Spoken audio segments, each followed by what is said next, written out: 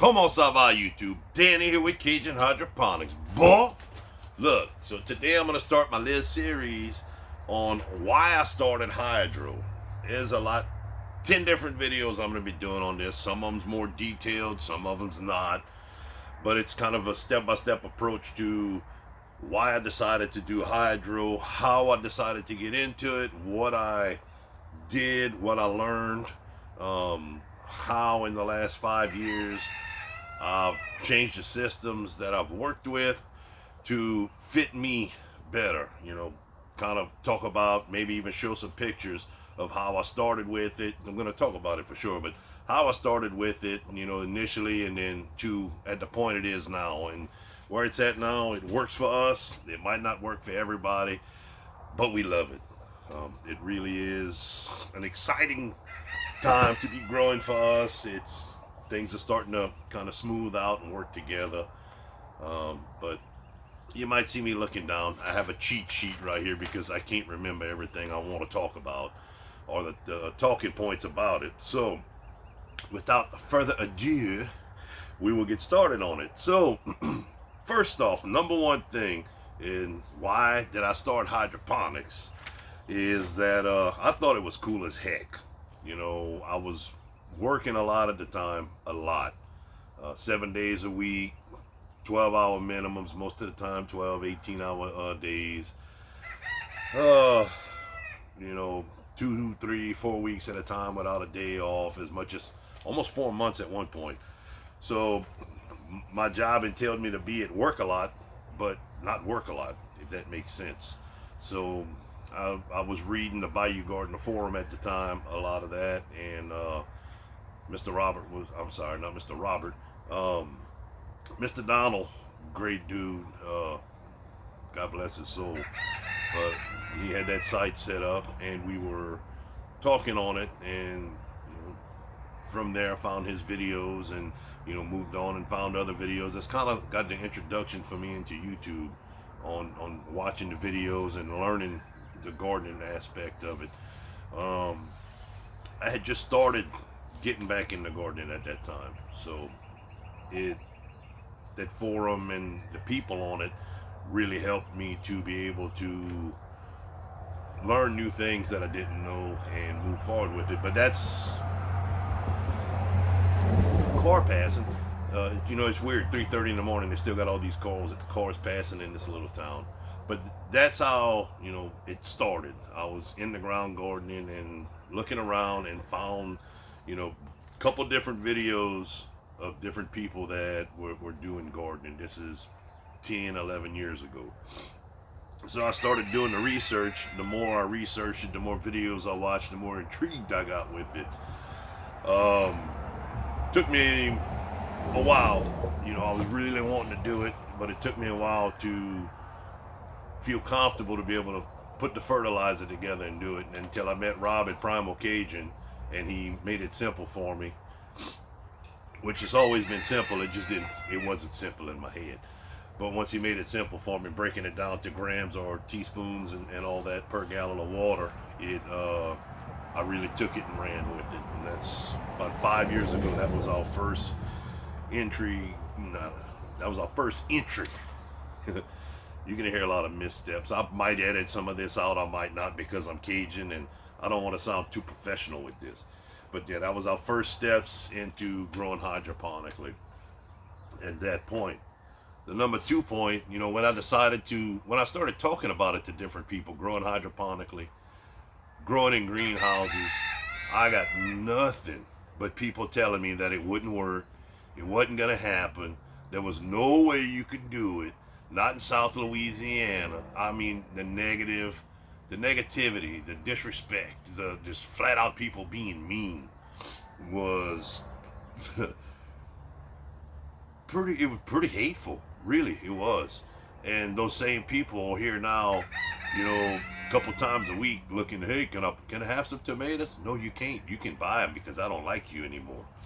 But yeah, you know, the big issues, we'll get more in depth with that here in one of the other videos in the series. But some of the big issues we have here is, you know, the temperature and the humidity.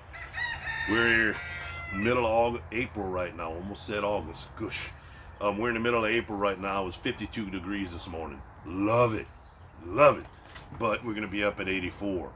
We have been lucky. The humidity's been relatively low for the most part. But we're having unusually cool weather. The greenhouse is doing amazing because of it, but the raised beds aren't. Okay, so number 3, there's basically 5 points. We might add a couple more as we're going through because, like I said, this is just punch notes to kind of talk about what I want to talk about. No weeding. There's no weeding. You don't have to weed. I mean, between my greenhouses and stuff, I have to keep up with that. But as far as the amount of time it takes to be weeding in a garden, you have no weeding in a greenhouse. You be clipping and pruning and taping and you're leaning and raising and lowering. You know, you got to do all that stuff in the greenhouse, but it doesn't actually take a lot of time. Once you're comfortable with what you're doing with the pruning and you understand what you need to prune, it makes it super easy on the clipping with the tomato clips or the taping with the taping machine.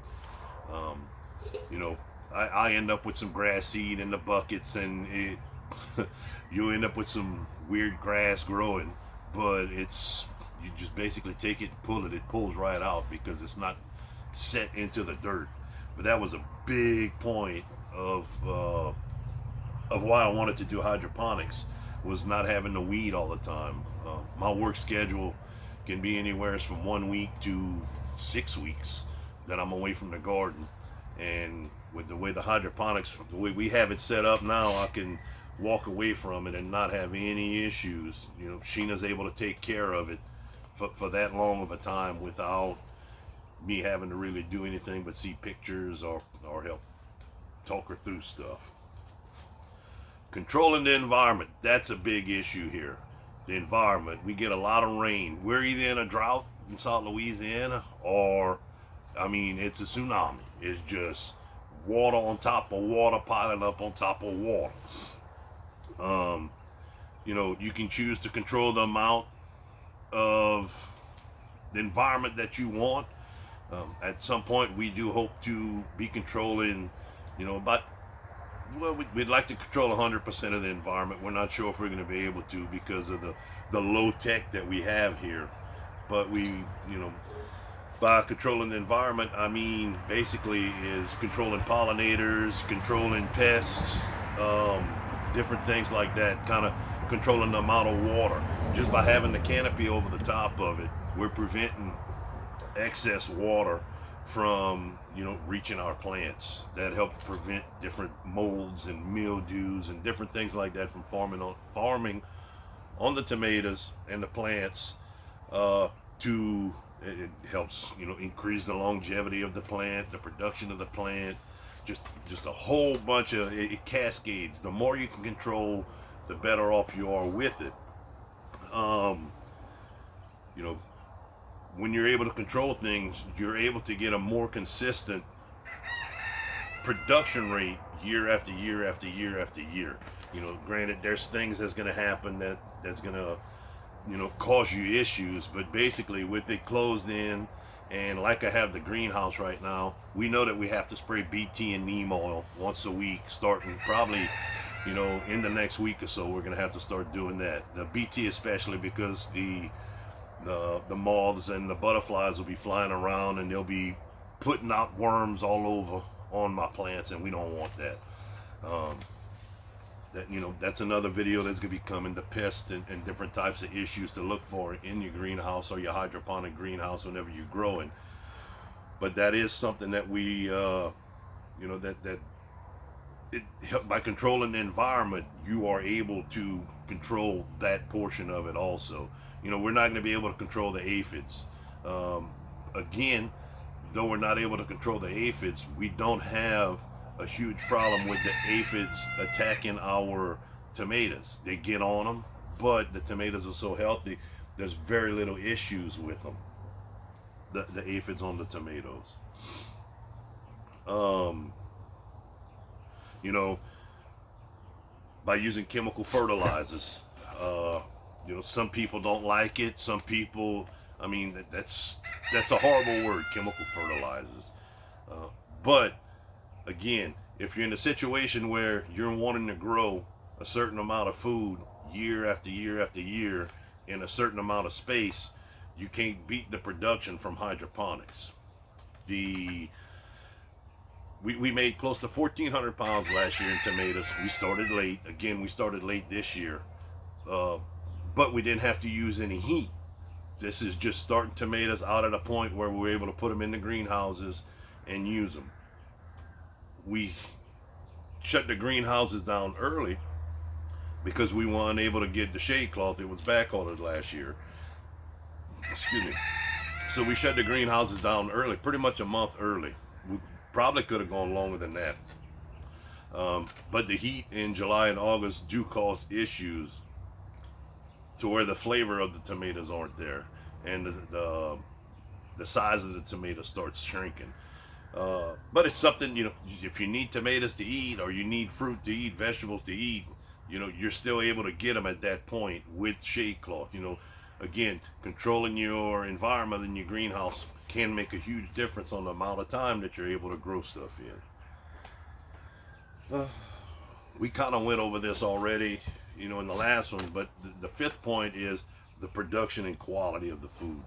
You know, with controlling the environment, you control the production and the quality of your fruit. You know, we kind of went over the production. You know, year after year, you'll get the same thing. We basically made 700 pounds of tomatoes last year in 500 square feet of greenhouse. That's not 500 square feet of tomatoes. That is a 500 square foot greenhouse, pretty much set up like you would in your garden, with the, you know, the tomatoes are planted about 2 feet apart, and the rows of space 4 feet apart. But we have walkways and different things in here, you know, that also entails the 500 square feet. So by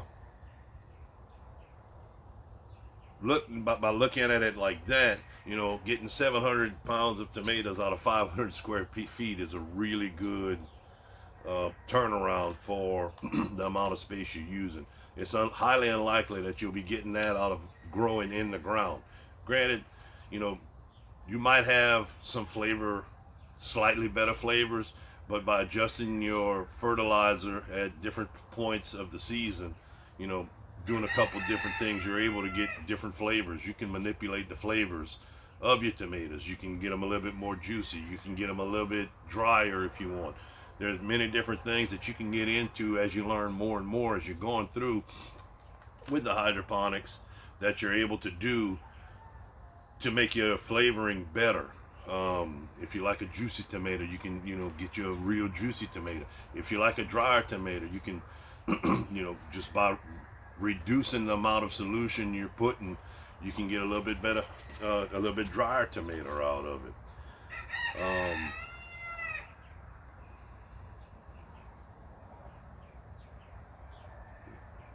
I'm hoping that by going through this series, because I get a lot of questions, not only on YouTube, but through Facebook and Instagram and things like that.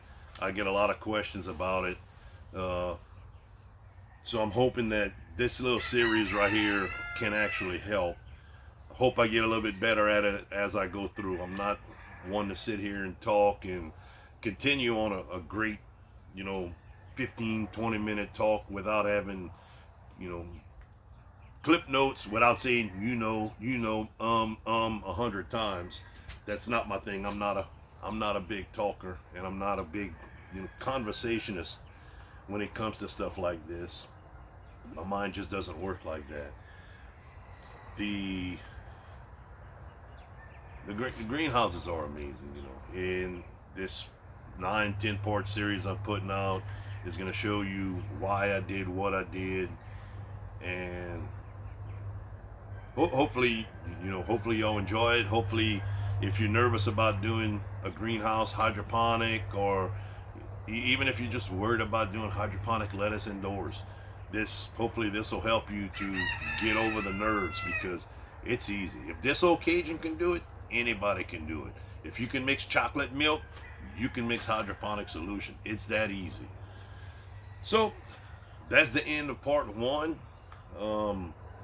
If you have any questions, please leave them in the comments, because I can answer them as I'm moving forward with the next few videos. Hopefully I answer the questions you have in the next few videos, but it would be great if you have questions. I have no problems answering them in the videos, and it would help for people in the future. You know, the 3 or 4 people that's going to watch this video, it might help them to find what they want moving into the next series, the next portion of the series, and hopefully get more people growing hydroponics. Space requirements for the amount of production is really outstanding. So anyway, I've blabbered on enough. Thank y'all for watching. You know, everyone, thank you for supporting us here at Cajun Hydroponics. We love it. The Shedwars community is amazing. And the gardening community in general here on YouTube is amazing. So we're gonna get back to work. It's almost 4 o'clock now, and we got to be pushing some water. We got to be clipping and pruning, and we got a lot to do before it's time for me to head back to work. But anyway, South Louisiana, boy, you gotta love it. Y'all grow that. Later.